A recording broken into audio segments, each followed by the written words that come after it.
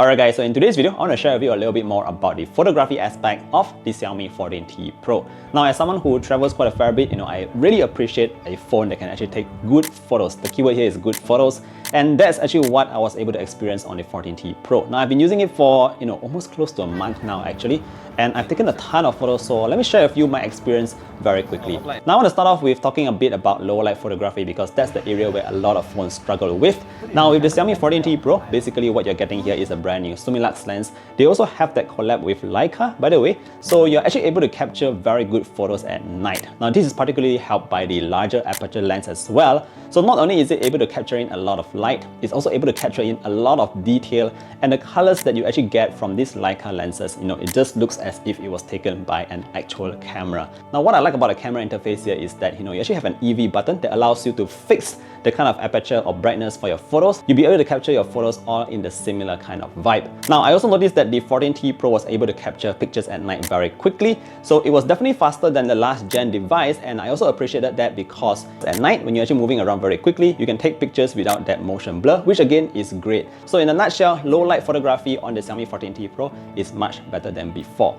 Now, of course, I want to share with you a little bit more about the daylight photos as well, because personally, I think the daylight photos is just chef's kiss, guys. It looks so good. So we have here, obviously the Leica Vibrant as well as the Leica Authentic kind of colors. So I personally go for the Leica Authentic, and all you need to do is actually shoot in auto mode. You don't even have to tweak any of the settings, guys. And you're actually able to capture a picture that, brings in a lot of emotions. You notice that in general, there's a slight vignette going around the pictures taken by the 14T Pro. This is the case for all the Leica collab Xiaomi phones, which I do like, by the way. Now, another point worth taking note is that it also has a multifocal lens. That means that it gives you a lot of flexibility. It doesn't matter if you want to take an ultra wide shot, a normal picture, or if you just want to zoom into something that's further away in the background, you're still able to capture all your photos with great clarity. Furthermore, I personally think that the portraits on the 14T Pro is improved compared to its predecessor. The skin tones looks a bit more natural now, and the background blur is again more realistic. Now, one more small touch that I think should be highlighted is the real-time HDR preview, and that basically means that whatever you see on your display is what you'll be actually capturing